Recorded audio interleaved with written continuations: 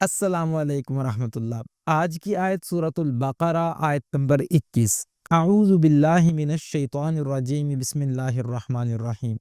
اللہ سبحانہ و تعالی نے ارشاد فرمایا، یا ایہا الناس اعبدوا ربکم الذی خلقکم والذین من قبلکم لعلکم تتقون۔ صدق اللہ العظیم۔ یعنی اے لوگو، اپنے اس رب کی بندگی کرو جس نے تمہیں اور تم سے پہلے لوگوں کو پیدا کیا تاکہ تم بچ جاؤ۔ یہ آیت قرآن پاک کا پہلا براہ راست خطاب ہے پوری انسانیت سے، نہ کسی مخصوص قوم سے، نہ کسی خاص جماعت سے، بلکہ ہر انسان سے۔ اللہ رب العالمین ہمیں یاد دلا رہے ہیں کہ ہماری تخلیق بے مقصد نہیں۔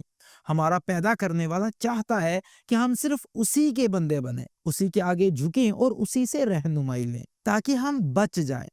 کس سے بچیں؟ دنیا کی ہر گمراہی سے، نفس کے فریب سے، شیطان کے دھوکے سے اور آخرت کے عذاب سے۔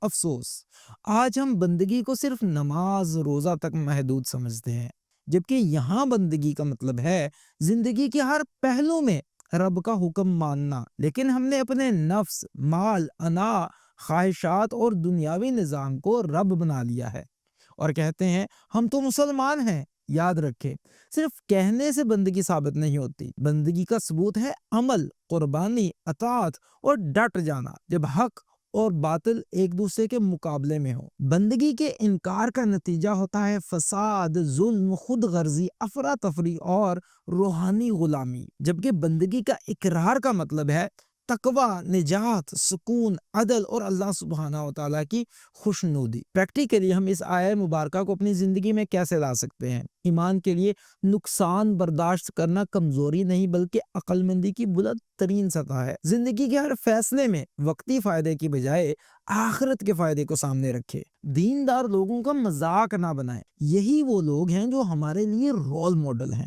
لوگوں کی ناراضگی سے نہیں بلکہ اللہ سبحانہ و تعالیٰ کی ناراضگی سے ڈریں۔ ایمان والوں کی صحبت اختیار کریں کیونکہ وہی اصل کامیاب لوگ ہیں۔ یاد رکھیں، دنیا کی وقتی چمک دمک ایک دھوکہ ہے۔ اصل زندگی وہ ہے جو مرنے کے بعد شروع ہوتی ہے۔ جو اس زندگی کی تیاری میں لگا ہے وہی عقل مند ہے۔ ایمان کی راہ پر چلنا مشکل ضرور ہے، لیکن یہی راستہ عزت، اطمینان اور دائمی کامیابی کی طرف لے جاتا ہے۔ اے اللہ، ہمیں اپنی سچی بندگی نصیب فرما، دلوں کو تقوی پر جما دے، نفس و شیطان کے فریب سے بچا اور ایمان کے ساتھ کامیاب انجام عطا فرما۔ آمین یا رب العالمین۔